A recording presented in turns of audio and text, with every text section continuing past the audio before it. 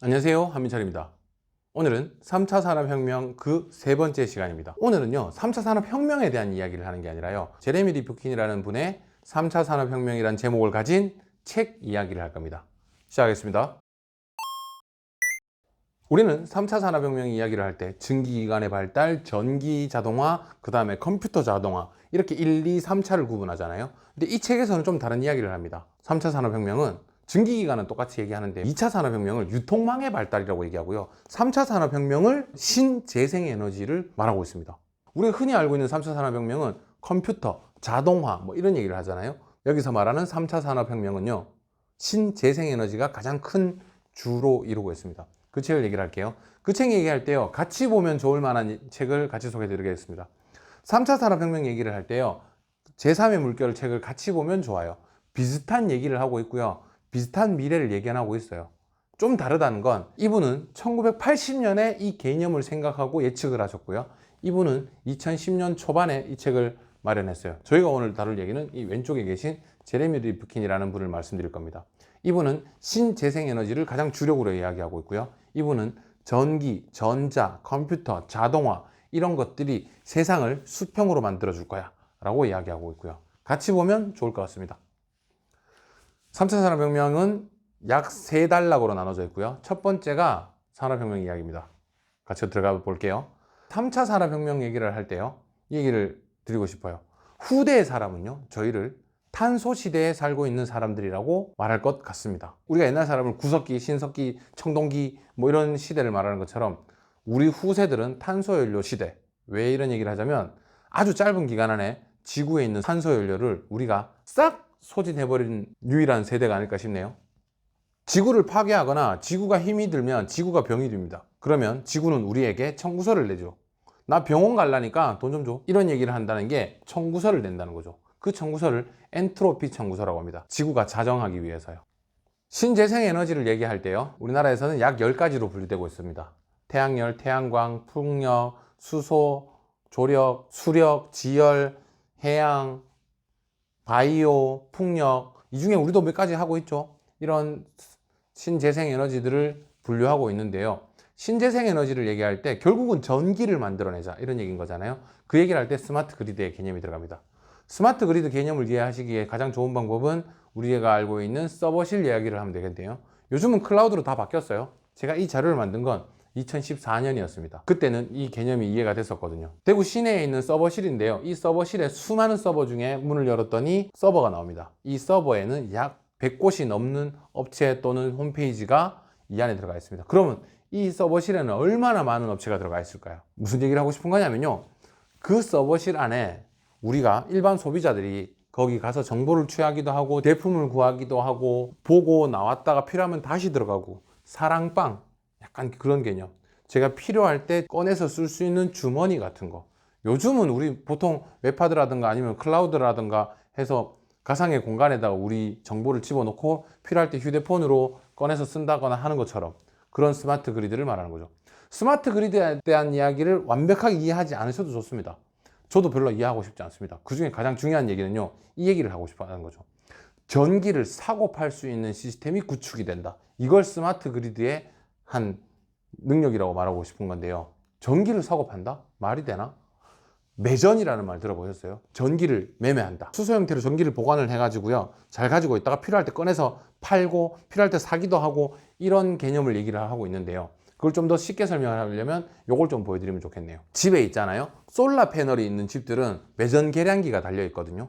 저희가 전기를 쓰면 한쪽 방향으로 움직여요, 계량기가. 그리고 전기를 안 쓰고 전기를 충전을 하잖아요, 햇빛으로. 그러면 계량기가 반대로 돌아가기 시작합니다. 그럼 돌다 마이너스가 날 수 있죠. 그만큼은 저희가 놔뒀다가 써도 되고요, 또는 한전에 돈을 받고 팔기도 합니다. 지금은 한전밖에 없지만요, P2P 시스템이 조금씩 이렇게 시장이 형성되고 있어요. 벌써 이미 전기를 사고 파는 시장이 조금씩 형성되고 있다는 얘기입니다. 이 얘기는요, 전기가 돈의 가치를 가질 수도 있다는 얘기를 하는 것의 반증인 거죠. 돈의 가치를 한다? 금, 그죠? 그럼 전기도 금처럼 사고 팔 수 있는 화폐 가치를 가질 수도 있다는 거예요. 에이, 무슨 전기가. 그렇게 생각하면요, 여러분들 비트코인 너무 잘 아시잖아요. 비트코인을 이걸 돈이라고 말할 수 있을까요? 아니라고 말할 수도 있나요? 그러니까 설왕설래가 있는 거잖아요. 그러면 똑같아요. 전기가 돈이 될 수도 있는 세상이 올 수도 있다는 거죠. 어쨌든 그 전기를 잘 담는 지갑, 저장소가 필요한데요. 그 저장소의 기술을 가장 잘 알고 있는 집약체가 아마 자동차 산업일 겁니다. 전기를 많이 충전해야 되고요, 많이 보관해야 되고요, 빨리 충전해야 되고요, 안정적이어야 되고요. 그런 기술을 가지고 있는 것이 자동차 축전 기술인데요. 그러면 우리가 기술이 없었을까요? 생각해보면 2014년입니다. 산타페 아시죠? 산타페가 1억 6천만 원에 나왔습니다. 수소 자동차가요. 수소 자동차는 이제서야 상용화되어 가지 않나요? 아니요. 수소 자동차, 전기 자동차, 하이브리드 자동차 이런 개념이나 이해도는 충분히 수십 년 전부터 가지고 있었습니다. 양산을 하려면 이미 20년 전부터 양산할 수 있었을 거예요. 근데 양산이 안 됐던 이유가 뭘까요? 1억 6천만 원짜리 자동차를 정부에서 6천만 원 지원해 준답니다. 그러면 1억이네요. 산타페를 1억 주고 사셨을까요? 그때 당시에? 거의 아무도 안 사셨을 거예요. 그러면 지금은요? 많이 사시죠? 1억 주고 테슬라 사시잖아요. 세상이 바뀌어가고 있는 거예요. 그 전까지만 해도 왜 안 됐을까를 생각해보면 이런 이야기가 조금은 있지 않을까. 아직 석유가 약 50년치 정도가 매장되어 있으니 조금 더 유지해도 좋지 않을까요? 라는 분들이 있었을 겁니다. 두 번째 이야기입니다. 수평적 이야기를 합니다. 3차 산업혁명이 제대로만 시장에 자리 잡고 나면 세상이 주종이 사라지는 세대가 올 거다. 언택트, 그죠? 요즘 안 만나고 하고 있고 재택근무하고 있고 그냥 이렇게 생각할게요. 수평적 권력에서 이때 당시에 3D 프린터가 상용화될 거다. 또는 3D 프린터로 집 짓는 날이 올 거다. 금형을 대체하는 날이 올 거다. 드론 같은 게 날아다니면서 배달을 할 거다. 이런 얘기를 했어요. 이거를 우리 사업에 가져올게요. 자, 제가 3D 프린터로 집을 짓고요. 위에다 솔라 패널을 붙입니다. 그러면 전기를 사고 팔기도 하고요. 그렇게 기초적으로 돈을 벌면서 3D 프린터로 금형을 만들고요. 제품을 시제품을 만들어서 양산 공장에 맡겨서 양산을 하고요. 판매를 시작합니다. 저는 1인 기업이고요. 1인 사장님이에요. 가능하죠. 굳이 회사 다니지 않더라도 굳이 공장을 왔다 갔다 하지 않더라도 저희 집에서 다 해결할 수 있어요. 그리고 사실 제가 직장 안 다녀도 가능하다는 얘기인 거잖아요. 그리고 이 얘기를 할 때 빠질 수가 없는 건데요. 이분이 크리스 앤더슨이라는 분인데요. 션 코넬리 좀 닮았죠. 이분이 정말 어떻게 보면 난 사람인 것 같아요. 우리로 치면요. 이렇게 생각할게요. 그때 당시에 나사나 개발할 만한 저런 드론을요. 지금은 흔해졌어요. 워낙 흔해진 상태이긴 한데요. 그때만 해도 나사가 개발해야 될 정도로 아주 고급 기술을 가진 저 드론을 이 사람이 어떤 식으로 개발을 했냐면요. 우리로 치면 그 네이버 카페 아시죠? 네이버 카페를 열어서요. 아주 천재들에 모여있는 상위 1%의 천재들의 머리를 맞대어 만드는 그런 기술이 아니라 우리가 흔히 알고 있는 옆집 아저씨 약 90%의 일반인들이 모여 집단 지성을 활용하여 만든 거죠. 예를 들면 여기서 이 콘덴서가 어떻게 움직이는지 모르겠어요. 그거요 그거 그렇게 하시면 돼요. 뭐 수평에 하면 그거 그렇게 고치시면 됩니다. 서로 회의해 가면서 그런 네이버 카페에서 저게 만들어진 거예요. 일종의. 그렇게 되다 보니까 이분은 돈을 많이 벌었을 겁니다. 그럼 이분은 혼자서 독식했을까요? 그렇지도 않아요. 그 카페원들에게 가치를 다시 다 나눠줍니다. 그러면 모두가 함께 참여했고 모두가 함께 수익을 벌어들였죠. 또 이분은 또 다른 시도를 해나갈 거고요. 이분이 그런 상황을 공짜 경제학이라는 말을 하곤 합니다. 주종이 사라지는 세대가 언젠간 올 거야 라고 이 책에서 말하고 있는 거예요. 세 번째 이야기입니다. 협업의 시대가 올 거다. 함께하는 세대가 올 거다. 그동안 특정 사람들이 잘 되고 이런 경우도 많았지만 모두가 함께 에너지를 같이 쓰고 모두가 함께 잘 되는 협업을 하는 세상이 올 거다라고 말하고 있습니다. 유럽 얘기를 좀 하고 싶은데요.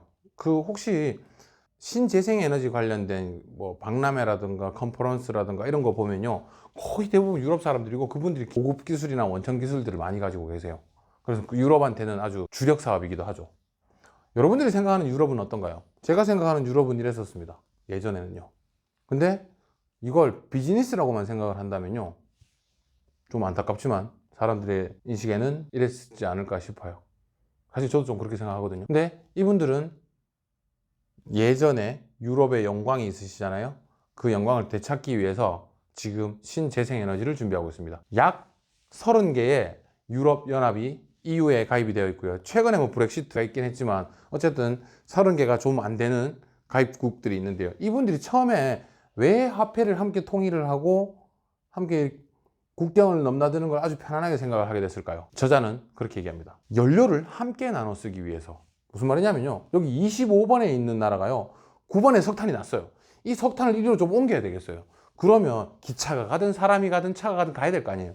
가면 여기 국경을 여러 개를 건너갔다 와야 되는데 에너지라는 건요, 파이프가 묻힐 수도 있는 거고요, 석탄을 가지러 갈 수도 있는 거예요. 그러면 움직임이 되게 자유롭고 활달해야 되거든요. 그래야 에너지가 계속 움직이는 거죠. 그리고 석탄을 사올 때 돈을 줘야 되잖아요. 화폐 단위가 달라요. 불편했을 거라고요. 석탄을 함께 나눠 씁시다, 에너지를 공유합시다 라고 하면서 만들어진 게 EU라고 합니다. 물론 EU가 만들어진 이유가 그거 하나만 있는 건 아닐 겁니다. 여러 가지 이유가 있겠지만 그 중에 하나라고 얘기를 하죠. 요 세 가지 이야기를 들으면서 저는 이런 생각을 해봅니다. 우리도 이런 생각을 한번 해보자는 거죠. 우리는 어땠을까요? 3차 산업혁명이라는 이야기가 처음 나올 때 2012년이었어요. 그때 신재생에너지가 나올 거다, 전기자동차가 잘 돌아다닐 거다, 3D 프린터가 잘 될 거다, 이런 얘기를 했는데, 저 때부터 3차 산업혁명이 꽃을 피우고 폭발이 일어나 펑펑펑펑 터져서 지금까지 왔을까요? 잘 익어가다가 꽃을 피는 날이 언젠가 올 겁니다. 잘 익어가다가 열매를 맺는 날이 올 거라고요. 요즘 주식이 폭등하고 집값이 오르고 비트코인이 오르고, 아니 코로나 시대인데 갑자기 뭔가 경제가 엄청 활성화되어 가고 있고 새로운 패러다임이 변화가 오는 것만 같고, 이런 느낌이 오는 이유가 제가 느끼기엔 좀 그랬었습니다. 2012년에 시작되었던 3차 산업혁명이 서서히 무르익어 가다가 요 시점에서 2016년에 시작되었던 4차 산업혁명이 코로나라는 부스터를 만나서 더 빨리, 그렇게 해서 요 지점에서 두 가지의 산업혁명이 퍽 터지면서 부흥이 일어나지 않았을까. 세상이 더 빨리, 더 많이, 더 현격히 바뀔 걸로 저는 예상하고 있습니다. 산업혁명은요, 2012년입니다 하고 그때부터 퍽 터졌을까요? 증기기관이 개발되자마자 엄청난 산업혁명이 났을까요? 시간이 걸렸을 겁니다. 증기기관이 개발되고요, 그 다음 기술들이 개발되고, 그렇게 서서히 산업혁명이 일어났을 거라고요. 일정 기간을 두고 산업혁명이 일어날 겁니다.